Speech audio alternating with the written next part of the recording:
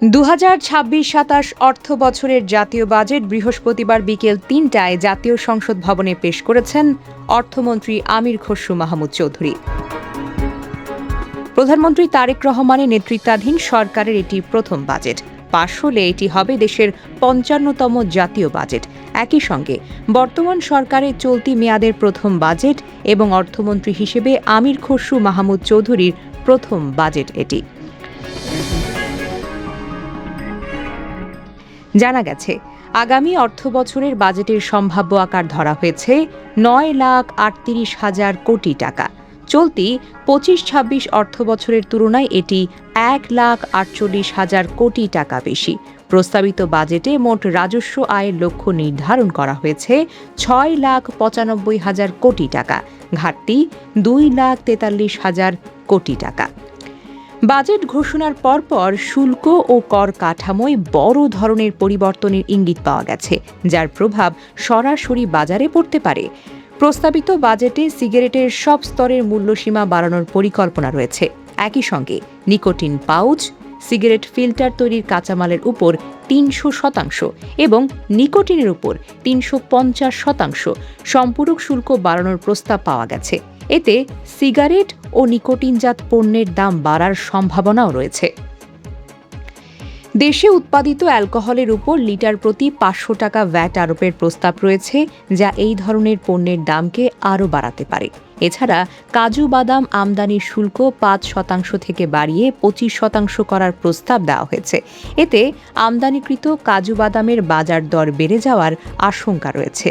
উচ্চ মূল্যের আমদানিকৃত হিমায়িত মাছের উপর ১৫% ভ্যাট আরোপের প্রস্তাব রয়েছে, যা এসব পণ্যের খুচরা দামে ভীষণভাবে প্রভাব ফেলতে পারে।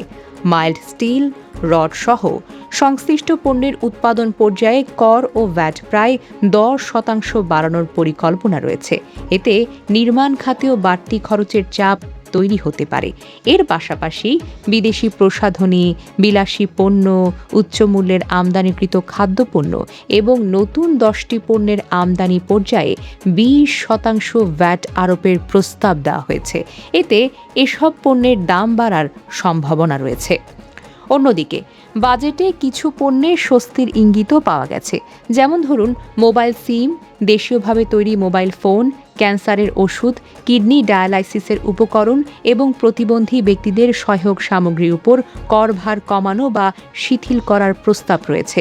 এতে এসব খাতে খরচ কিছুটা কমতেই পারে। প্রযুক্তি পণ্যের মধ্যেও স্বস্তির আভাস রয়েছে। কম্পিউটার, ল্যাপটপ, প্রিন্টার, ৩০ ইঞ্চি পর্যন্ত মনিটর, ফ্ল্যাশ মেমোরি কার্ড এবং কিছু ইলেকট্রনিক যন্ত্রাংশে শুল্ক হ্রাসের প্রস্তাব দেওয়া হয়েছে। এতে এসব পণ্যের দাম কমার সম্ভাবনাও রয়েছে। এছাড়া সৌর প্যানেল এবং এর যন্ত্রাংশ, বৈদ্যুতিক যানবাহন, লিথিয়াম আয়ন ব্যাটারি, চার্জিং সরঞ্জাম এবং নবায়নযোগ্য জ্বালানি খাতের কিছু পণ্যের কর কমানো হতে পারে। নিত্য প্রয়োজনীয় খাদ্যপণ্যের ক্ষেত্রেও স্বস্তির আশঙ্কা রয়েছে।